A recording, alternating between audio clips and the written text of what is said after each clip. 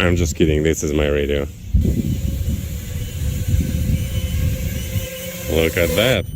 베타 팔레트 4.4에서 새로 추가된 기능 중에 하나가 GPS 리턴 투 홈 기능이 생겼죠.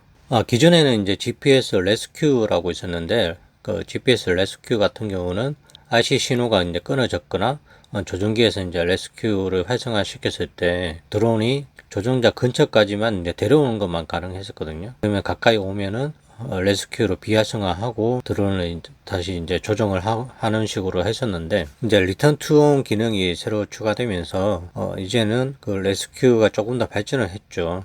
촬영용 드론에서는 이제 볼 수 있던 그 RTH 기능이 들어가 있습니다. 고가의 촬영용 드론 정도로 뭐 기대하시면 안 되고요. 그 정도는 아니지만 그래도 좀 유용하다. 그래서 설정하는 방법을 한번 알아보도록 하겠습니다.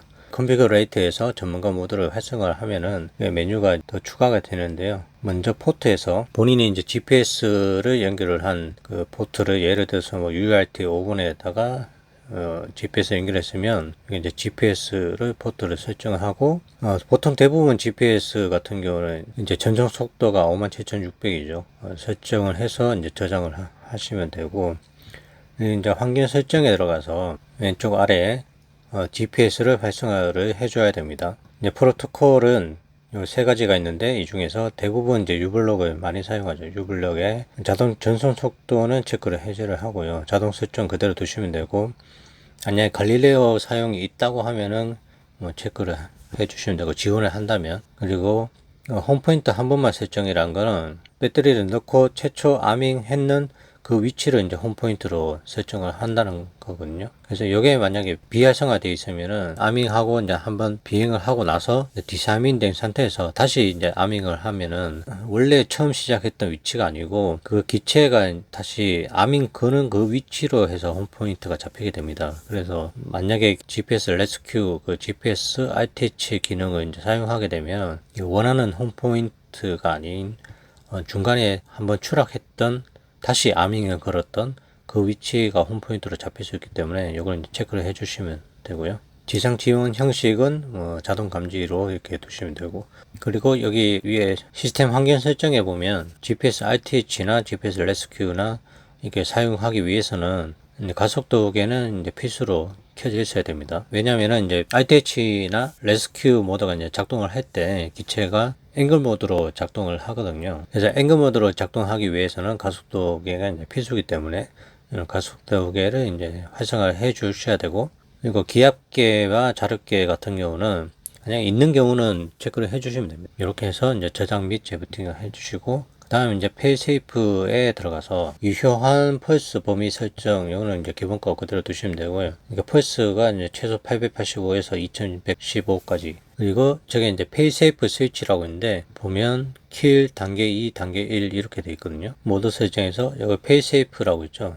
그래서 페이세이프에 예를 들어서 조종기 이제 스위치 할당을 해주고, 호스 보면 채널 8이죠. 채널 8에다가 스위치를 할당해주고 모드에서 페이세이프 스위치를 범위를 저장을 했단 말이죠. 모드 설정을 이렇게 이제 저장을 했다고 하면 조종기에서 페이세이프 스위치를 동작을 했을 때, 그러니까 실제로 이제 기체가 신호가 끊어져서 페이세이프가 자동으로 걸리는 게 아닌 조종기에서 스위치를 작동을 시킬 수가 있습니다. 그럴 때 어떤 단계를 이제 작동하겠느냐, 그런 이제 선택하는 창인데, 킬은 이제 바로 그 모든 모터를 이제 정지시켜서 바로 추락시키는 게 킬이고요. 이거 단계 2로 할 거냐, 단계 1로 할 거냐, 이렇게 이제 선택을 해 주시는 거고, 스위치로 GPS RTH를 사용을 하려면 여기에 이제 단계 2로 이제 선택을 해 주시면 되고요. 단계 2에 보면 페이세이프 절차가 추락, 착륙은 이제 바로 제자리에서 착륙하는 겁니다. 이거 GPS 구조 레스큐가 있는데요. 이 이름은 그대로예요. GPS 레스큐 그대로인데, 여기 이제 기능이 그 리턴 투 홈으로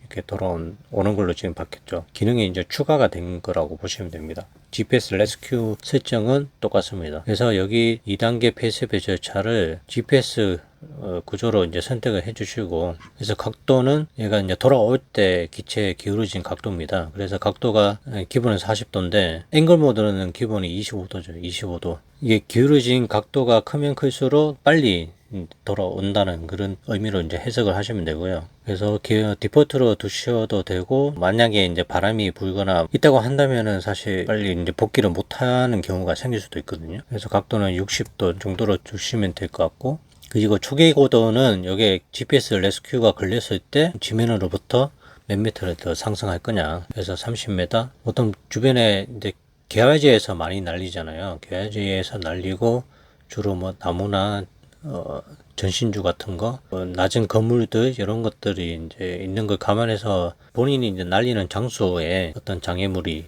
있는지를 한번 체크를 한번 해보시고, 그래서 고도를 이렇게 잡아주시면 될 것 같아요. 이거 하강거리는 이게 수평 상태로 쭉 오다가 홈포인트에서 몇 미터 남았을 때 이제 하강을 시작하느냐. 그래서 홈포인트에서의 거리라고 보시면 됩니다. 예, 홈까지 최소 거리는 그 GPS 레스큐가 작동하는 최소 거리를 얘기합니다. 그래서 30m 디폴트 30으로 두면은 30m 이내에서는 RTH나 GPS 레스큐가 이제 작동을 하지 않는다는 거고요. 그리고 지민 속도는 지민을 하강하는 그 속도요. 그리고 5m/s면은 요게 킬로미터 아워 단위로 이제 바꾸려면은 여기에 3.6을 곱하면 되거든요.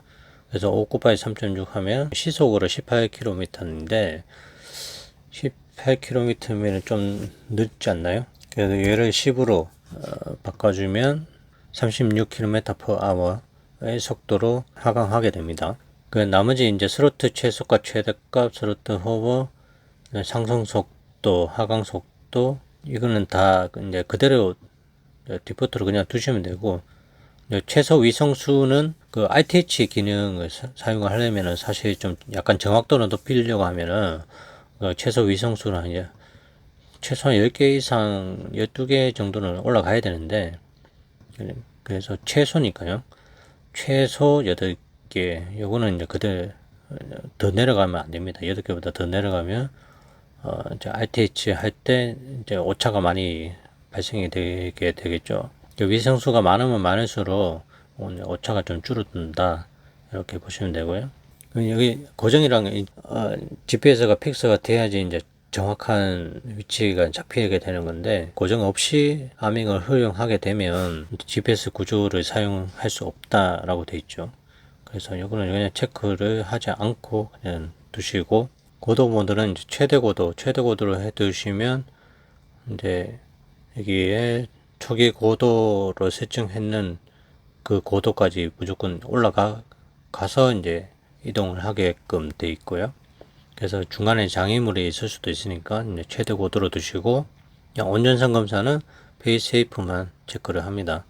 이렇게 저장을 하면은 얘가 페이스세이프 스위치를 이제 동작했을 때 단계 2 해서 GPS 레스큐가 걸리고 이제 홈 포인트까지 복귀를 해서 자동으로 이제 착륙을 하게 되는데, 실제로 비행하다가 RC 신호가 끊어져서 이제 페이스세이프가 걸린단 말이죠. 이렇게 페이스세이프가 걸렸을 때 어떻게 동작을 하느냐. 조종기 설정에서 만약에 크로스파이어 예를 들면 크로스파이어 이제 환경 설정에 들어가면, 여기서 그 RX 설정에 들어가면요, 그 페이스세이프 모드가 있습니다. 페이스세이프 모드가 여기 이제 그 GPS를 사용 안 할 때는 컷으로 해두는데, GPS를 사용할 때, GPS 레스큐를 사용할 때는 페이스세이프 모드를 FPS 포지션, 페이스세이프 포지션 약자입니다.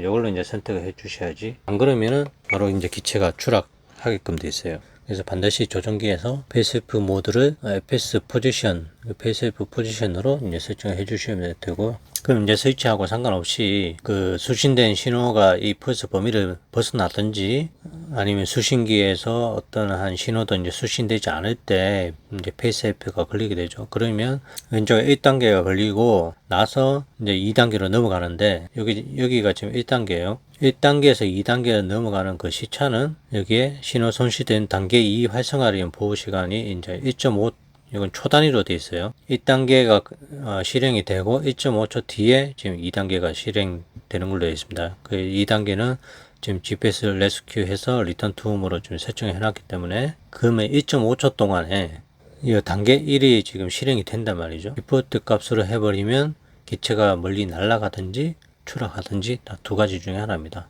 단계 1에서 이제 설정해 줄 거는, 얘가 이제 안 떨어지고 제자리에 이제 가만 수평 상태로 유지를 해야 되잖아요. 여기서 이제 롤 피치 요는 오토로 그대로 두시면은 이제 중립으로 가게 돼 있고, 중립값으로 가고, 이제 스로틀은 이제 최저값으로 떨어지거든요. 그래서 이게 스로틀은 셋 해서 이제 그 호버링 되는 스로틀을 이제 넣어줘야 되는데, 요거는 2단계 설정해서 스로틀 호버가 요 값에 맞춰주시면 돼요. 1275. 그리고 앵글 모드를 이제 걸어줘야 되거든요. 모드를 앵글. 그래서 셋 해서 앵글이 지금 얼마가 돼 있냐. 이런 모드에 다시 들어가 보면 앵글을 지금 이렇게 해놨거든요. 지금 천에 가 있죠. 앵글이 지금 낮음에 돼 있고 호리즌 중간으로 지금 해놨기 때문에 여기서 셋 낮은 거는 지금 1000 이렇게 잡아주시면 되고요. 3단 스위치 같은 경우에 낮으면 1000, 중간은 1500, 높으면 2000 이렇게 잡아주시면 이제 스위치가 다 걸립니다. 지금 이렇게 설정을 해 주셔야지 이제 앵글 모드로 바뀌어서 페이스백가 걸렸을 때 이제 앵글 모드로 바뀌고 스로틀은 이제 호버링 위치에 들어가서 이제 수평 상태로 떠 있는 거죠. 그리고 나서 1.5초 뒤에 이제 단계 2로 넘어가는데 1.5초가 너무 길다 말이죠. 그래서 요거는 한 0.5초? 한 0.5초 정도로 뭐 좀 줄여주는 게 좋지 않을까 싶어요. 그래서 1단계가 걸리고 0.5초 지나서 2단계가 바로 실행될 수 있게. 그래서 GPS 레스큐로 해서 리턴 투 홈으로 되게 이렇게 지금 저장 리부팅 해주시면 되고 이렇게 하시면 베타플라이트 4.4에서 GPS 리턴 투 홈을 이제 사용할 수 있게 됩니다. 자, 이렇게 해서 이제 베타플라이트 4.3과 4.4 설정 가이드 강의 시리즈는 이걸로 마무리를 하도록 하겠습니다. 제가 이제 3년 만에 또 강의 영상을 만들다 보니까 다소 좀 부족한 면이 있을 수도 있고요.